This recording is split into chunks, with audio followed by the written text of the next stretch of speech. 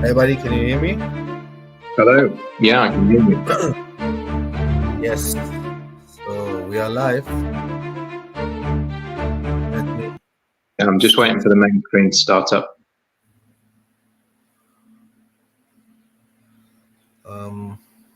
So, hey. Hello. Yeah. How are you? I'm well, thank you. How are you? Yeah, a little bit bad. Maybe you see some of my eyes. You got some hay fever.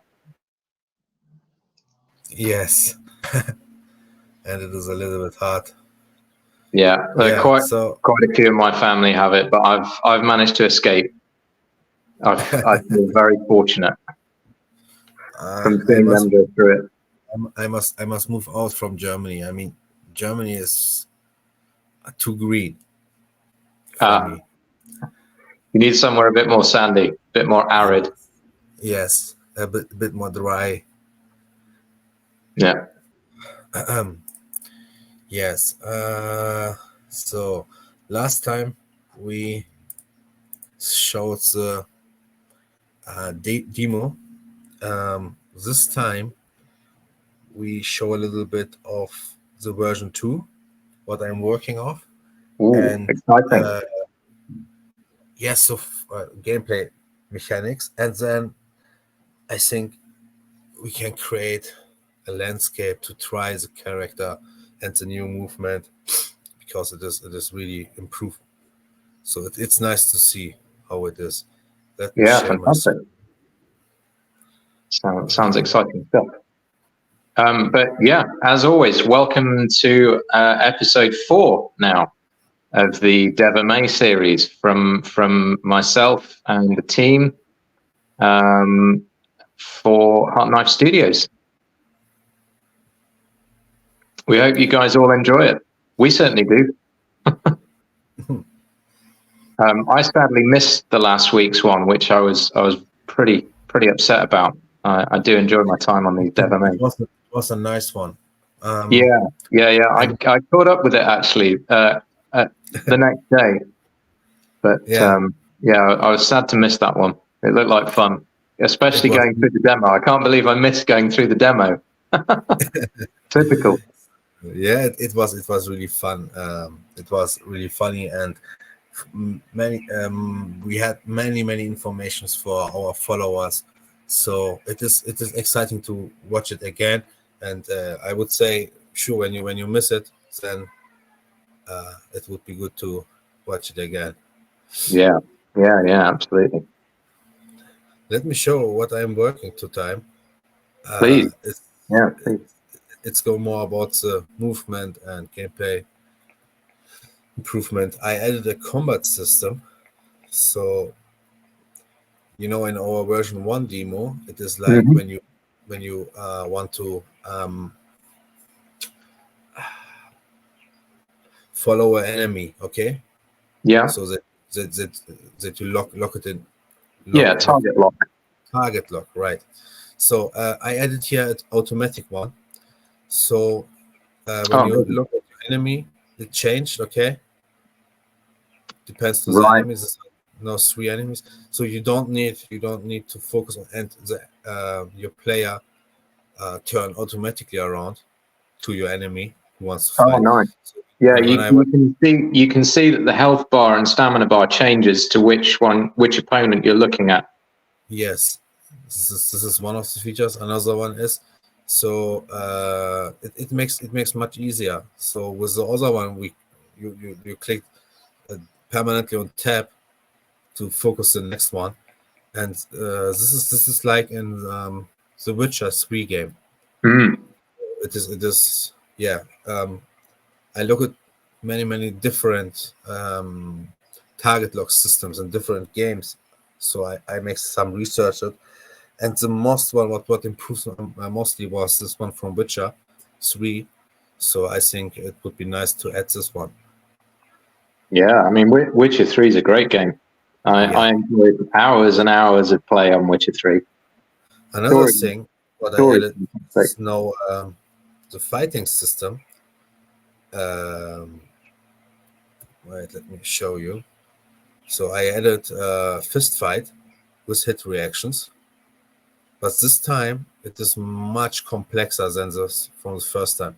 You see, the reaction comes from where I hit the enemy, not from everywhere. It is that's fantastic. You can see where the impact is and how he reacts to it. You have you have the impact point perfectly calculated. So, and then the impact is the hit impact. I must work on it a little bit more because I want to make it more detailed.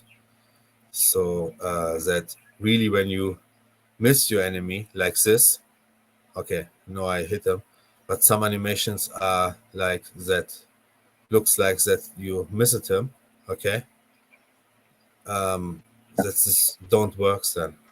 But yeah, this is a fighting system still right now, and yeah, that's great fun. I want to get in the ring. it is definitely a big difference to the first one, because the first one is more like did you ever play World of Warcraft? Briefly, years and years and years ago, very briefly, but games like World of Warcraft. I mean, the only thing what you need to do is pressing one key and you attack automatically, but not with hit reactions, or you don't need really to go into the near of your enemy to hit his body. It is enough when you are in a radius, and can and look at that mantling system. Love the mantling. This is a really complex system. Wait, let me get out of the combat mode, because I added a combat mode. So when you're not in the near of enemies, then you change to the normal mode. Mm-hmm.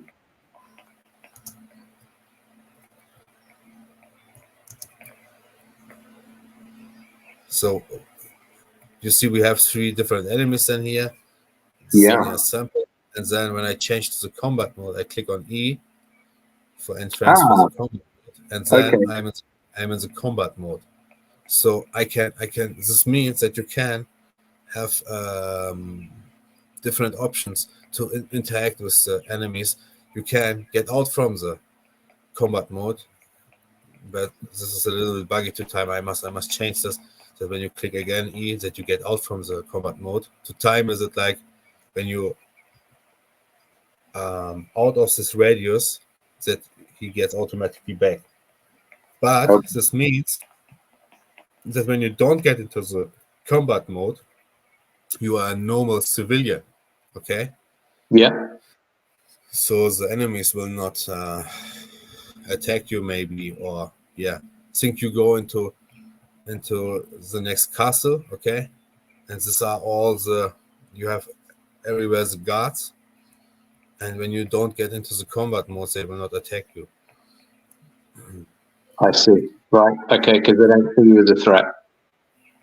And what's happening with the Silver Knight in this scene? He looks like he's having a perpetually bad day. I added this to fill the scene a little bit, but to see he gets suicide. So yeah, he's having a really bad day.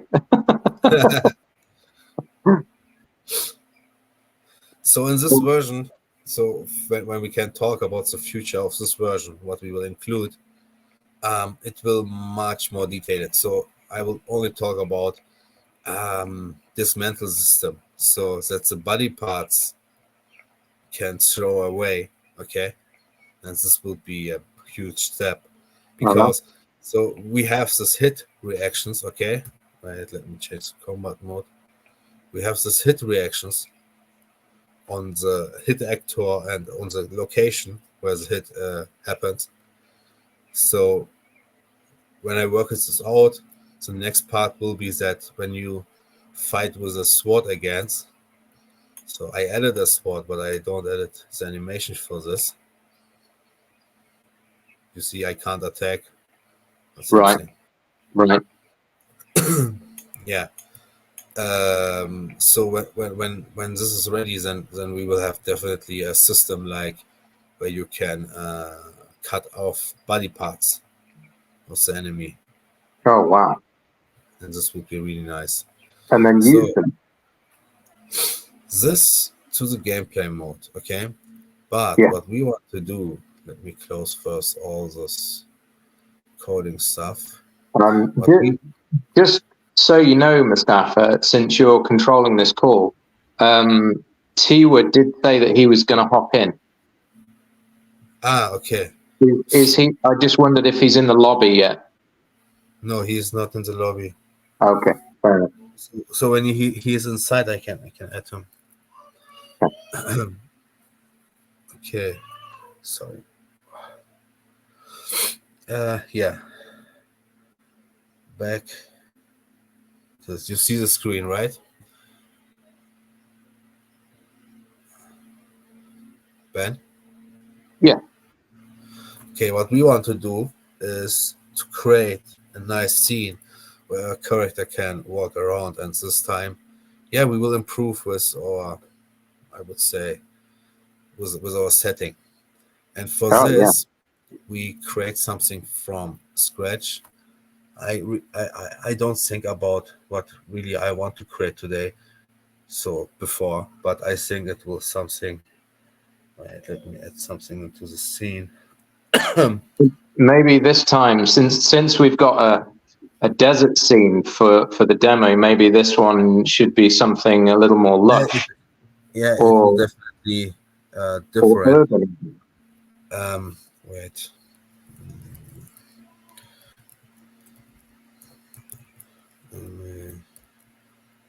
Episode 04.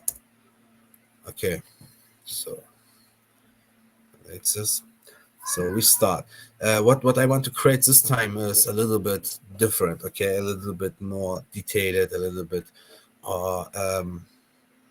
breathtaking, I hope. Okay, and for this we start first with the modeling, and the modeling of the level. We look how big we want to create the scene, and how the scene will look for a character in which in which dimension we talk. Okay, so and for this I want to create let us say 10 by 10 first, 20. Okay, so what we create is from scratch a complete scene, so that we say we have let me change all of this. I don't want that.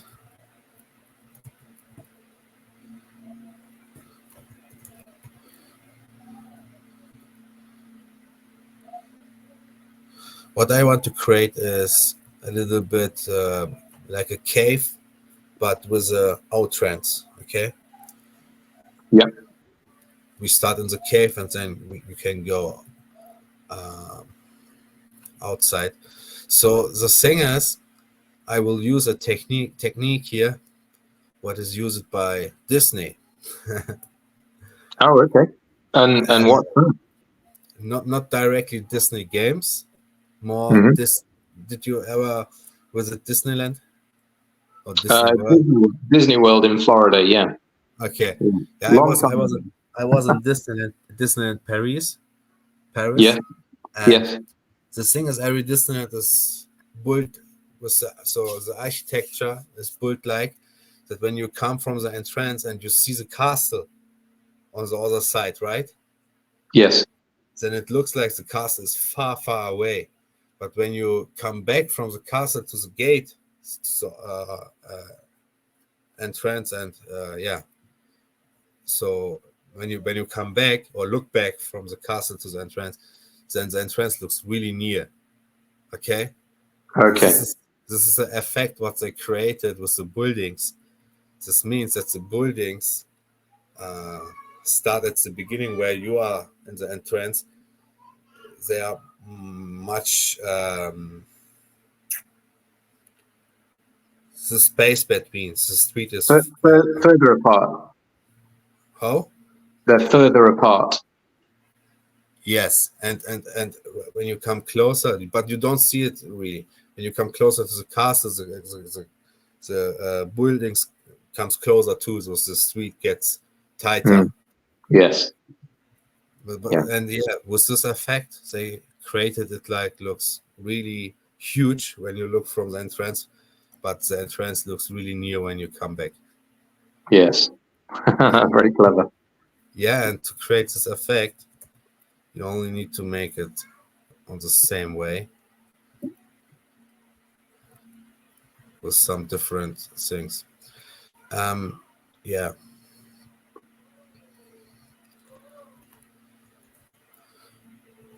So what I make here is only the modeling so that I can see, okay, maybe here a rock and here a rock. This would fit nice. And how it would look when the space is closed.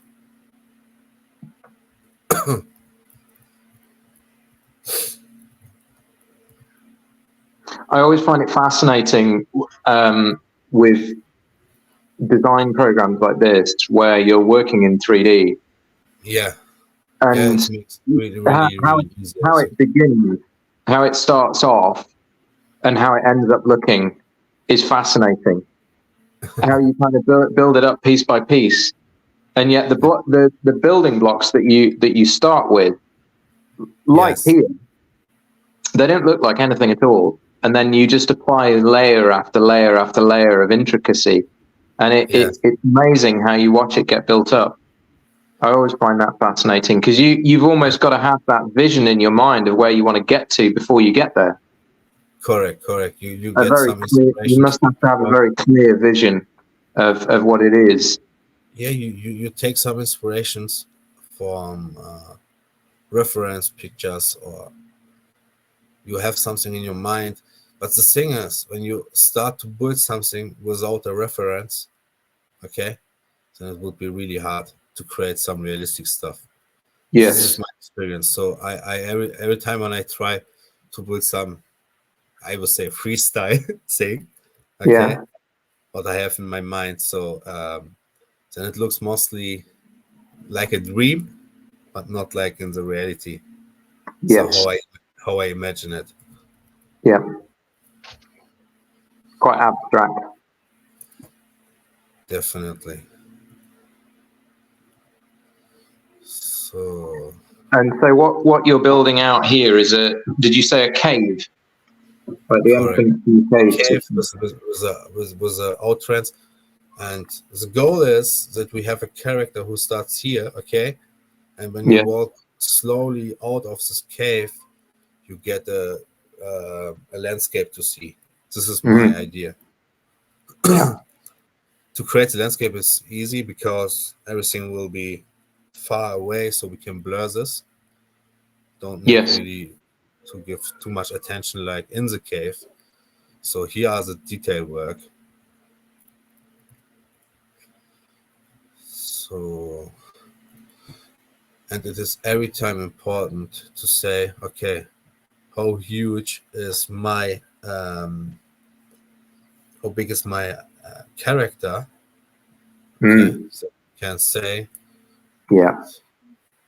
so we can say what from which dimension we talk.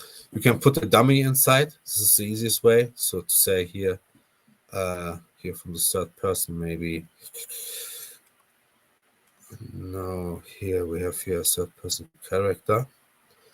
We can put this inside, and now you know, okay, a character is in this height, and the cave is like this. Yeah. Okay. Or we can say. So it's pretty big then. Yeah, it is. Yeah. The thing is, when you start to build small, you can better build big than small, because when it's too big, you can add every time something. But to remove something is much harder, because you must fill them these places. Right. Okay. So what I want to do was, I want to add a game mode,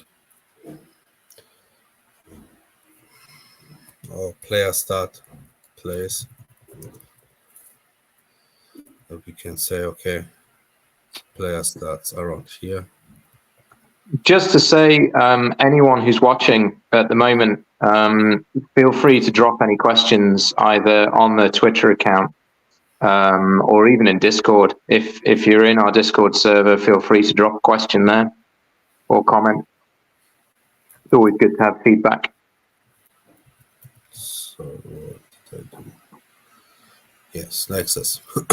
So why change every time? What happened now? Wait. I understand why. Because we have two game player start states here. Okay, so what is that showing you? This is a place where the player starts. So when I click on start, then I start here. Oh, I see. Okay.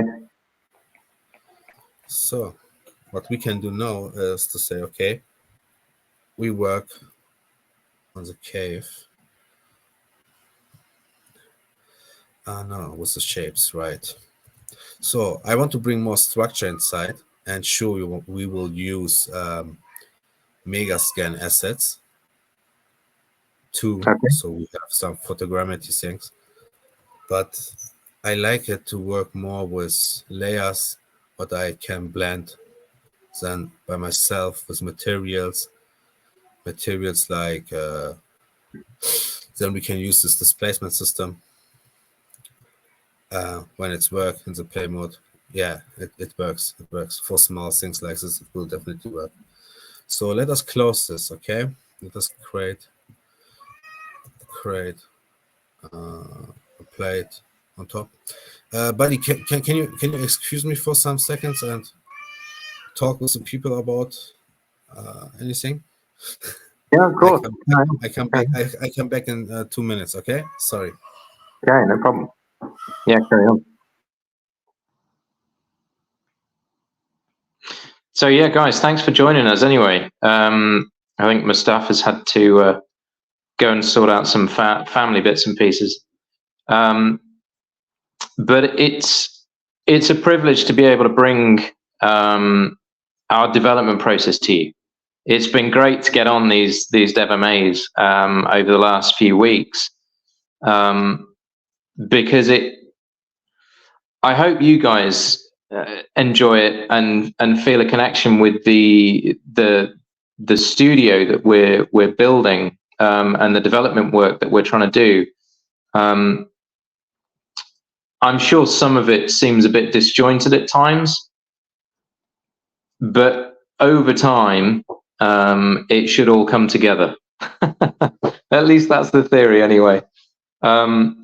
And these pockets of design work that we're showing you and kind of elaborating on, they will all culminate in the games that we're building in the future.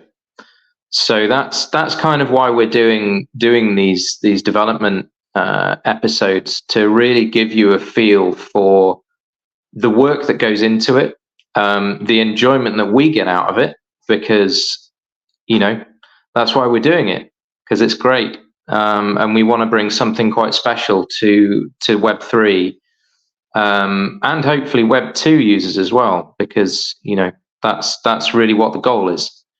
It's to amalgamate the two and make it feel like all gamers are connected to the games that we build, rather than it just being siloed or exclusive, because we don't believe that should be the case. We're building games for people to play. There shouldn't be a distinction between who gets to play those games and who feels that those games are appropriate or useful or usable. So really the premise for us is that it's gaming first, it's player first, and that is our kind of company ethos. It's our design mantra, if you will. And I hope that's something that really shines through in what we're trying to achieve and what we do and the things that we put out. And if that doesn't seem like the case at any point, then we would appreciate people telling us. So Yeah, it's been a great privilege to bring these things to you so far, and we'll be doing them each week for you guys to watch, both live and recorded. We will start putting them out on other platforms as well, so we're going to link them in with Twitch and a few other platforms moving forwards, hopefully soon. But for now, it's just on Twitter. But yeah, it's been a fantastic thing to be able to bring to you. But as I say, if there's any questions or any comments that you guys want to leave on the Twitter stream, then please do. We're always happy to answer the questions.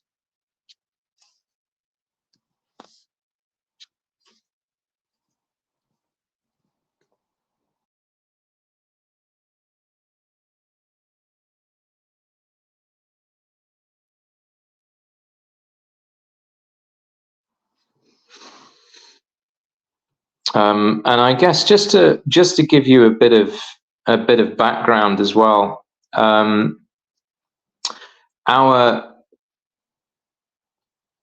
Mustafa has been developing games for about the last 10 plus years, and myself and Tiwa, we've been in the Web3 space since 2018, 2019, and I think 2016 respectively. So we've seen almost everything there is in the Web3 gaming space, and we're all lifelong gamers. So we all appreciate what great games are, what really kind of turns us on about certain games. We've come through all of the different transitions of styles of play, different types of machines, you know, whether it be console or handheld, mobile, even right back to my first foray into gaming. I was telling somebody the other day, was the ZX Spectrum. Now that was a rubberized keyboard with a cassette deck, and that's where I first started gaming. I guess you could call that one of the early console style gaming machines.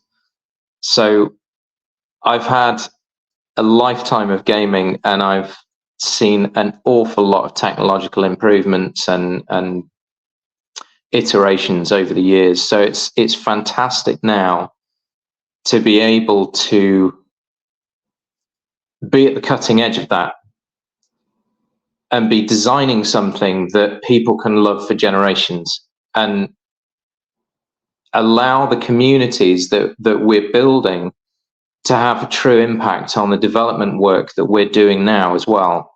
I appreciate that not every single thing can be decided by the community. Obviously, there's got to be certain parameters that the team set, because we have to do the design work in the first place. There has to be a starting point, and a sort of design ethos that you follow, and an overall framework. But what we're really trying to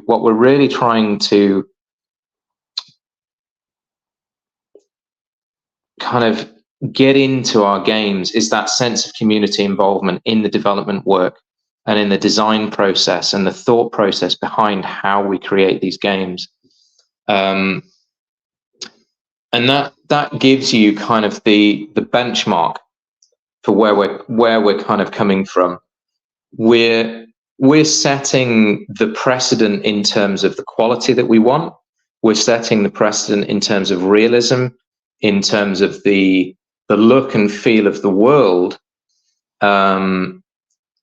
and to a certain extent, the overarching narrative that guides the games themselves.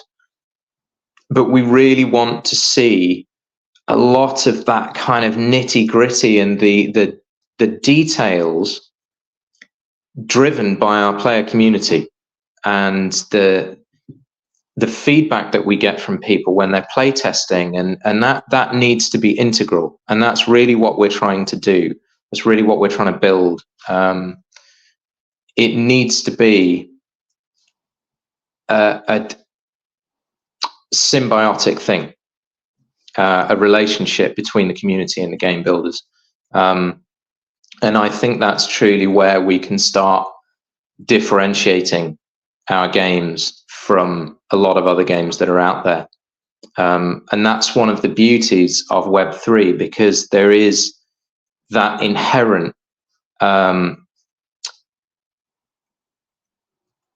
guess, integration of community into that ecosystem, into Web3 itself. It's one of the main tenets of Web3 is that you have a community drive, and it is community based, because of the very decentralized nature of it.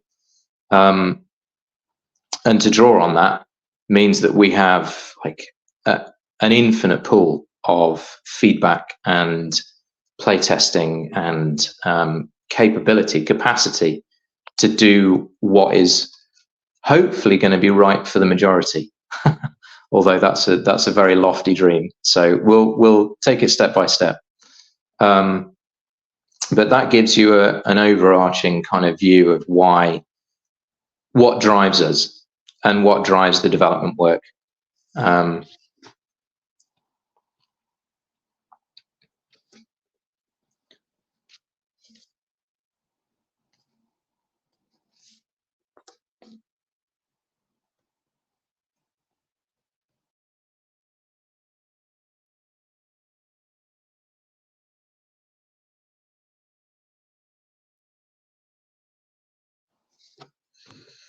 So yeah, I'm sure that Mustafa will be back fairly shortly to carry on his exciting looking design.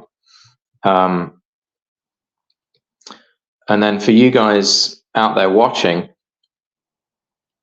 you may well see this come out in version 2 of the demo that we've released fairly recently.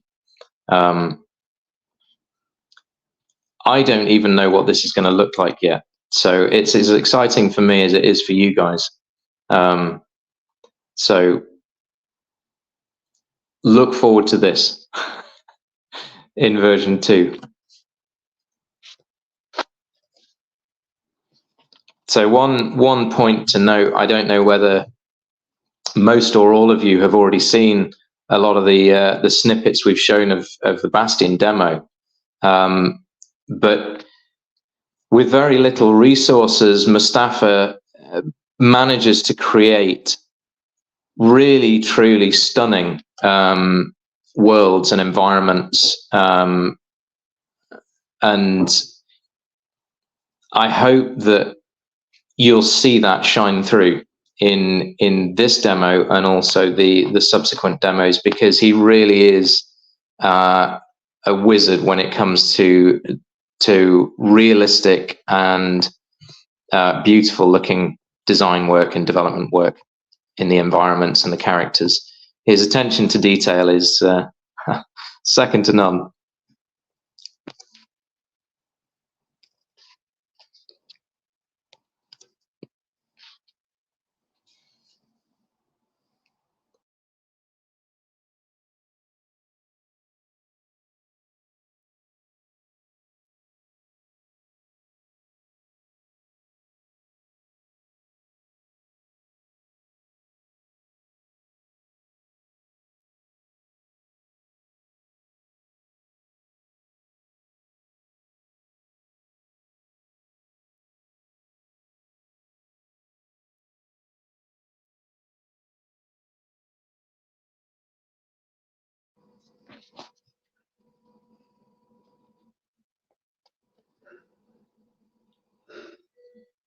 On the demo note, actually, if anyone has any comments of what they would like to see in the demo or in the subsequent game,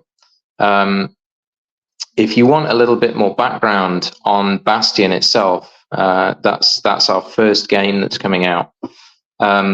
if you go to the website, our company website, which is hotknife.io, you'll find the Bastion page, and that has under it the downloadable white paper, which gives you a much more in-depth and detailed rundown of what Bastion will be as a game, as a full game.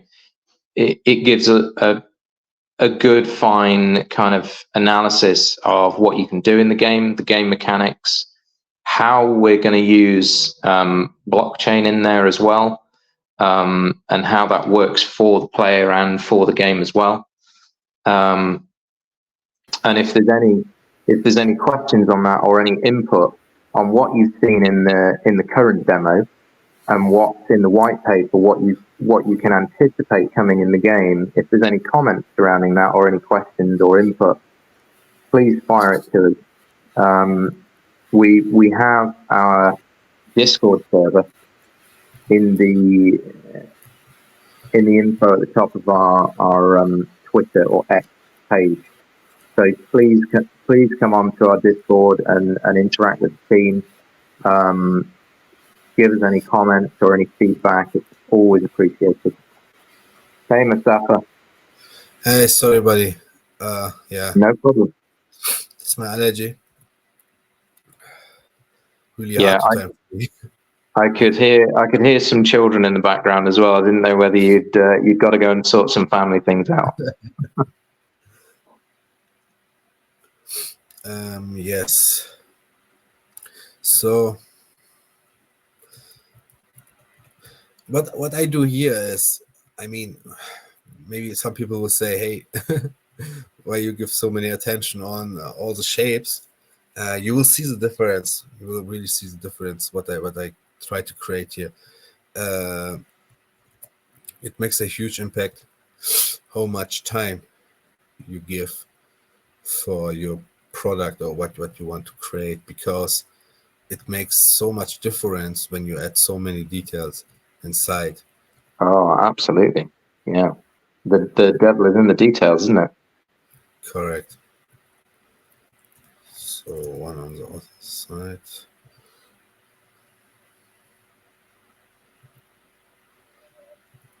Like this. Smaller. And so this is just the basic template, and then you're going to add texture to all of this, right? Correct. I don't know if you can see everything what I shared or only the first page of Unreal Engine. Can you see what I open it? I can only see one page. I can only see one window, which is the white block that you've created, the blueprint for the cave. No, I opened it a library with all my assets, and now I search for some rocks or cliffs what would fit. Okay, so that's what you're doing in the background now. You're searching for those textures and the things that you can add to make it look real. Okay. So, but yeah, wait. This is only a thing of a second. Oh, I'm not.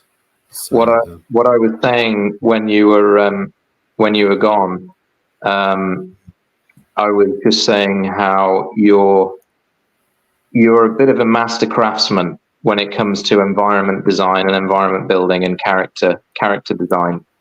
You do truly go above and beyond with the details and the realism, and it's quite a pleasure to see. Yeah, the thing is, you can spend unlimited time, okay, only to create this one environment, or you find the perfect balance between good looking and performance. So I learned over the time that it is not the important thing that you import only 8K assets and the highest quality assets. Sure, it makes a difference, but more important than this is more that you find the balance between all the effects what you have in your scene and your material, and that you can blend it everything so that it looks realistically. So when you look at high-end AAA games like Last of Us, okay, or God of War, or so graphical nice games, then you always, when you look really in the detail, okay, when you go really deep inside the detail, you will see every time flat textures. But when you look at the picture and the whole thing, okay, from the part of the player, then you will see that it fits everything perfect inside, that it looks really, really nice. Yeah, absolutely.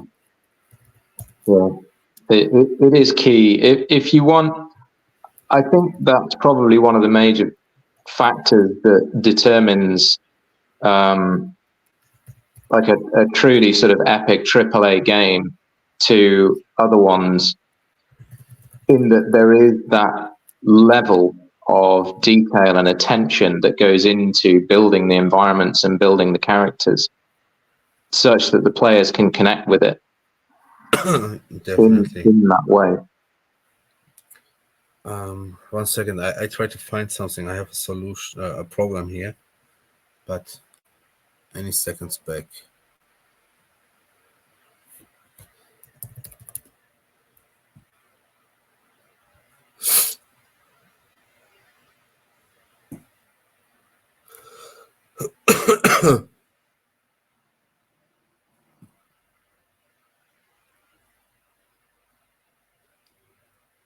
So what are you doing right now then, buddy? I forget my login data. I recover it. Something that simple. Okay, no worries.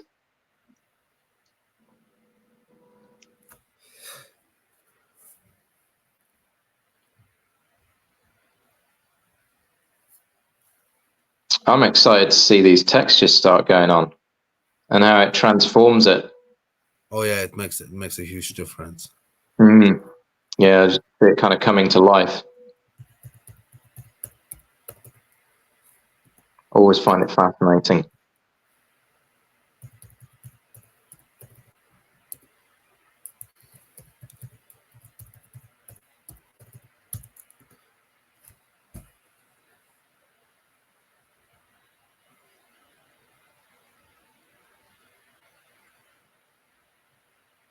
Yeah, it's amazing when you put that little person inside, that little character inside, how it suddenly transforms it and gives it perspective. Yeah, that you see the difference and the dimensions in which we work, right? That's it. Yeah. Otherwise, there's no frame of reference for it at all, no context.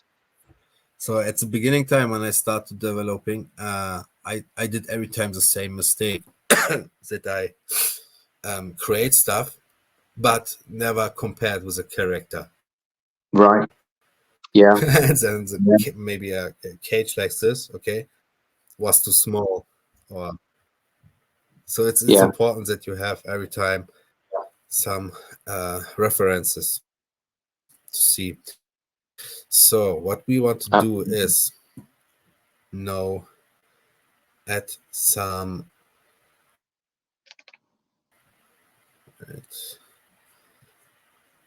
By the way, this is Unreal Engine 5.4, so the newest version, 5.4. Yeah, you're working in that as well. Okay. For this, I know you were downloading with which version we work.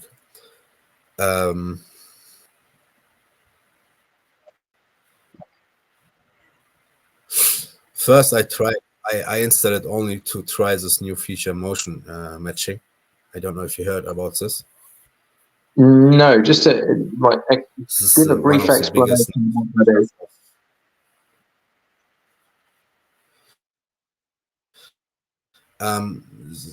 The thing is, I give many time code or work on a locomotion system, okay? Yes. And this locomotion system is how much time you spend inside, how much detail you give, then it looks better and better. So with this motion matching thing, but they give us now with 5.4, but it is only an experimental thing. So I tested it and it have some problems to time. So the feature is of this motion matching. It is like you create a main code, okay, a main blueprint, what controls all the system, but at the end it is like a glass, okay, and you can put all the animations you want, what your character you want that he do. You put every animation inside, and it is like an AI behind this, and this AI mixed it from itself, okay, and put it on the right places. When you move to the right, that's the correct animation works then. Yeah. Yeah. So it makes it so much easier, but it have many problems to time. So at the end, my idea was to say, okay, you know what? When it works, then I create my next system completely on this. But yeah, I tried, and how I said, it has too many problems at the time. Yeah, quite buggy still. I guess that's often the case though with new features that they introduce like that. It's often quite buggy, isn't it, initially, until they've ironed out everything. This is the same thing with displacement. Displacement comes as experimental to 5.2. Yes, to 5.2. But officially, this displacement system comes with 5.4. Ah, okay. So all the time when I worked with it, at the end it was only experimental thing. It was only a beta. Right.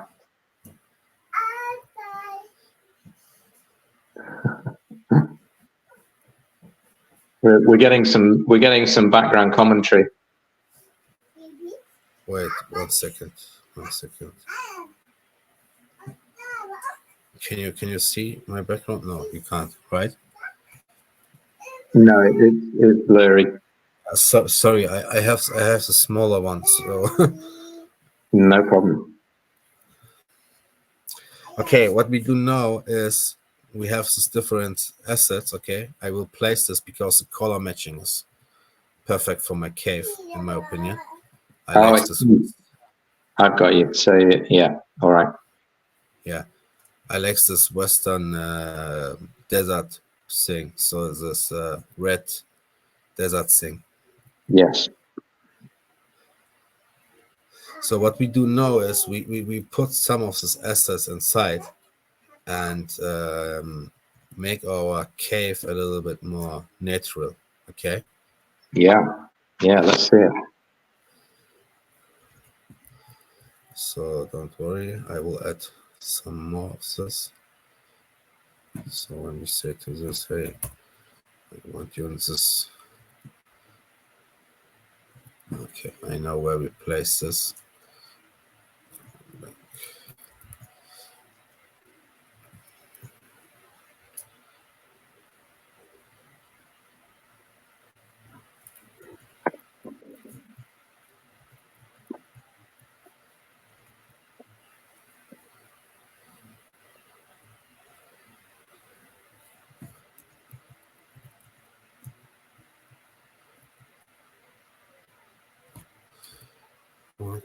One second.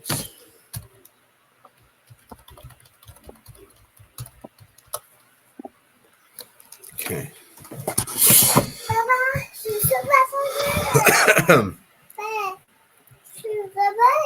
So back to this.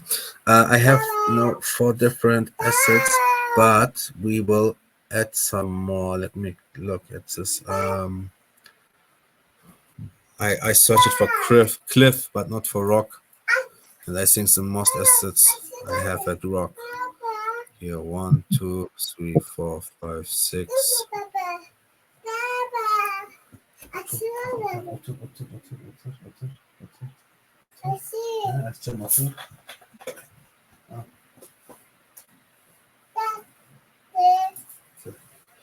Sorry. She's as excited about this as we are.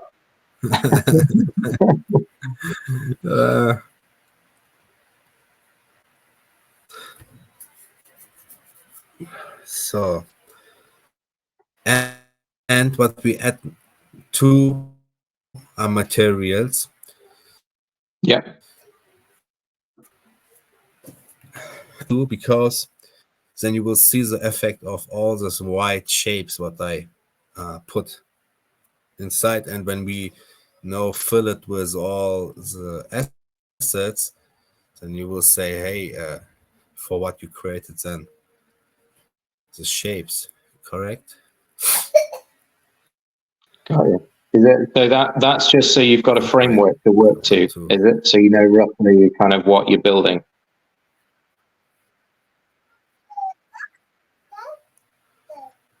Sorry, I forget that you can't see what I do now.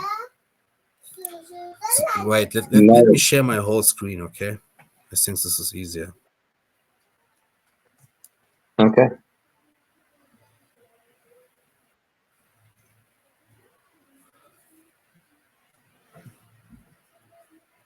So, like this.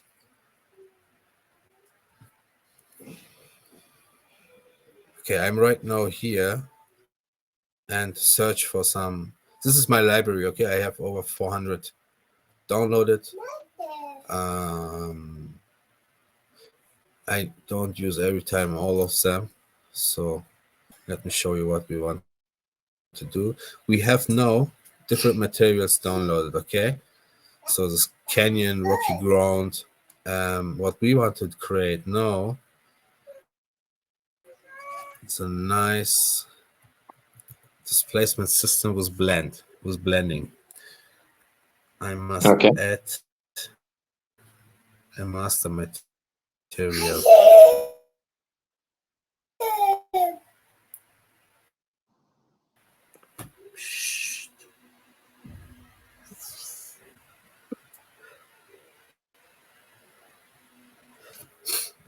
It's ground. What we need, rock. Oh, did I only add one rock?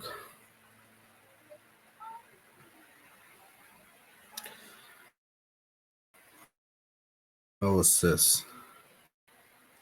No, that's the correct color. That's okay. I mean, we don't need exactly the same color.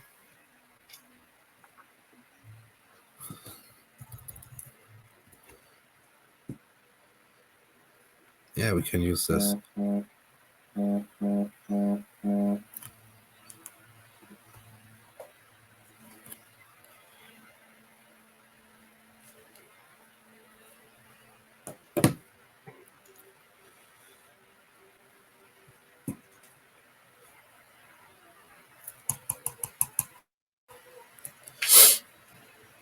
It has no all this material. And we say no before we start with everything. Save this. Wait. Go. Okay. Buraya otur.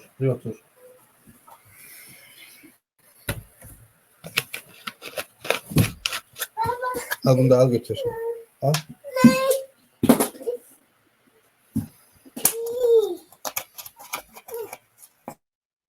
Al.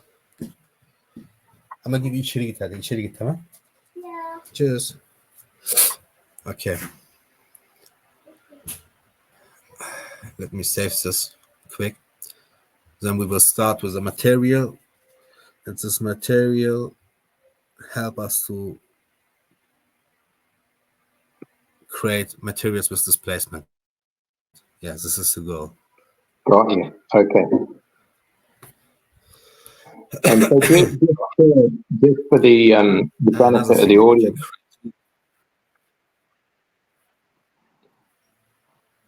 Mustafa, can you hear me? Okay. Just for the benefit of the audience, can you just explain a little bit about what displacement actually is? What does that do? Yeah, displacement is a really nice feature. And Unreal Engine, yeah, you have it in different softwares, but in Unreal Engine you can make it, I would say, on the fly. So in real time when you are developing, and you can use all those things like displacement in real time. Texture, okay, and this texture have three different color grades. This albedo, normal, and what was the third one? I forget it. Okay, and there's a third one. And what Unreal Engine did is to create from this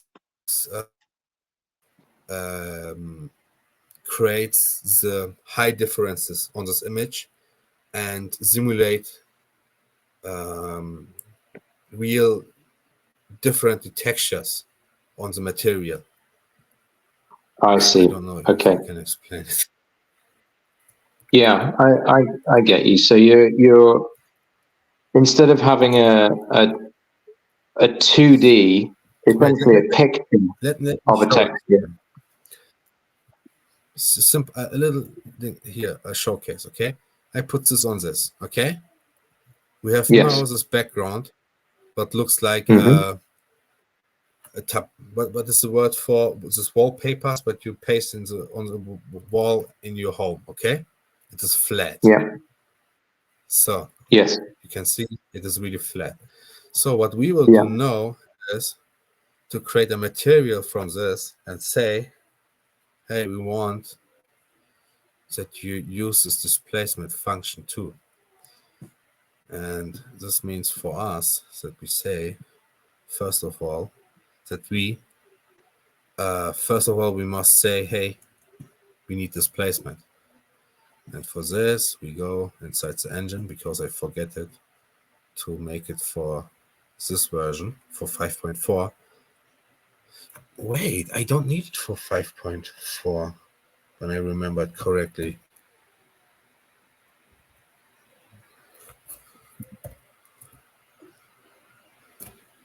Sorry, wait. But when we need it, I don't know. I will add it, and then we see it. Okay. Engine. We must go into the code, and this code is config. Not here. Sorry, my mistake. We go into Unreal Engine, then in one of my past works, then we go into config, yes, and then default engine. And then we have in the code, we have here a script, what we need for here, this two sentence, r9.nanite.auto tessellation. We need these two sentences from here. Okay. We copy this and say, go back now to our 5.4 version here. Go into the same folder, engine, under render settings here, and add it here. Then we say save, close this. Oh wow! So you're actually having to amend the code of the engine in order to get that to work. Yes, it is experimental. How I said, it is not final. Yeah. So then it's amazing what it looks like when it's in, though. The difference it makes is amazing. So now we must have displacement inside our material. So the function. No, it is not inside. Where's my displacement? Wait, maybe I must start the engine new. I think so. Mustafa, I'm aware that we're at our 1 hour time window. This is the problem. Okay, this is the problem. So you want to create something, you want to make something, but the time runs away, and this is really this is the reason why it cost me around 3 or 4 months to create our first demo, because you start with one point, and the one biggest problem what I see in developing is when you one time in this tunnel coding, you are creating, you make everything, and when you're inside this tunnel, then it goes easy. Okay, then it goes like a float.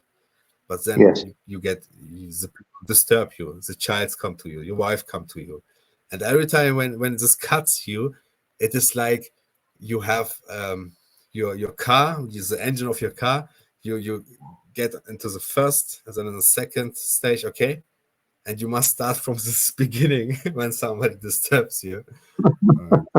This is really is when I really want to focus on something, I try to make it that I close the door, okay, with what is the word for focus. I lock the door. Yeah, so nobody can come inside. And then I focus completely on my work, because how I said, all those disturbs springs you out of your rhythm. Yes, it does. Let us open the level, DevMA. I hope we can show it in this episode. It's displacement function. Yes, now we have it. You can see it here, displacement. Yes, yeah, just. Okay, what we do now is let's set this on the side and add all our stage, all our texture samples inside.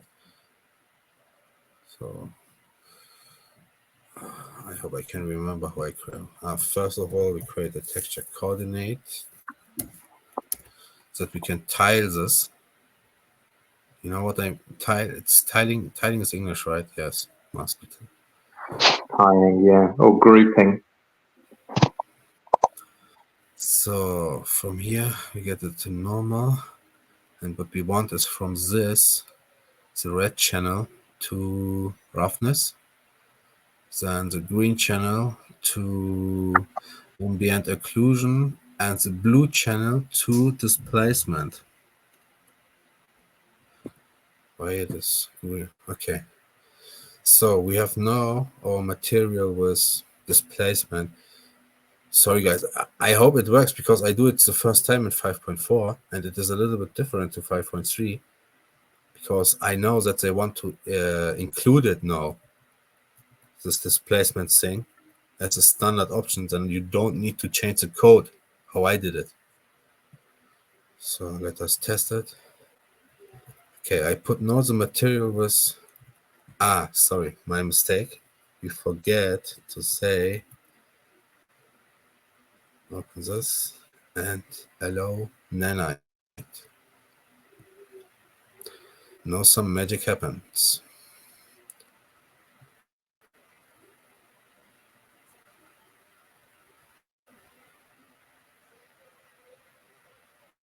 Wait.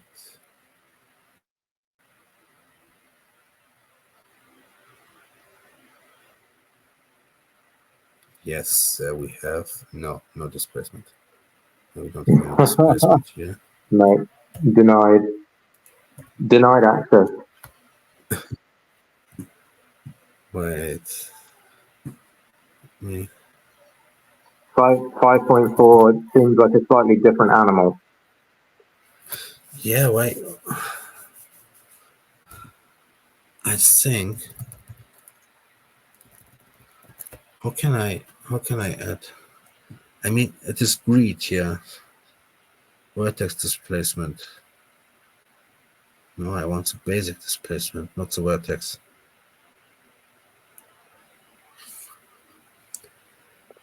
Necessary. This will cost us only time. Okay, I say no to this, but what we do is we can add our background again. let's say here, to all of our materials, to our shaders, what we have here, to have a nice background, okay? Wait, my mistake. Sorry. So here, and then we will decorate it with static meshes. And normally when we had no displacement, it would look much better. Yeah, it always amazes me when you put displacement on, how much it just transforms the look and feel of all the textures. Yeah. It's incredible. Just more details.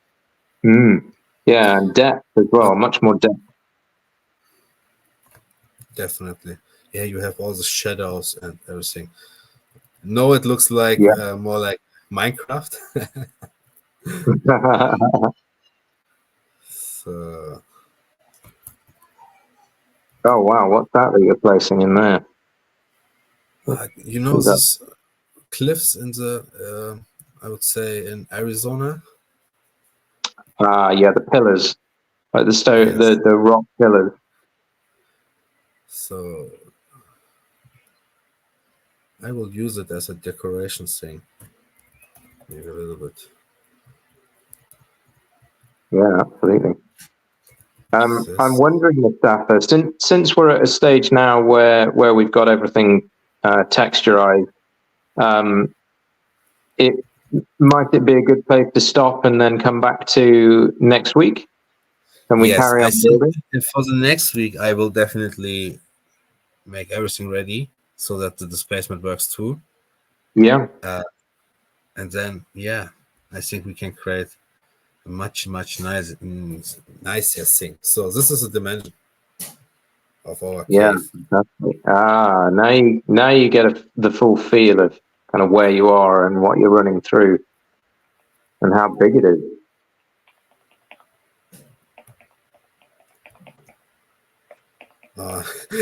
My hope was that we can jump, but it's too high. No, it's too high. Maybe. Okay, I don't edit collision here. Wait. This is, we can easily create a jump and run game. So like Mario or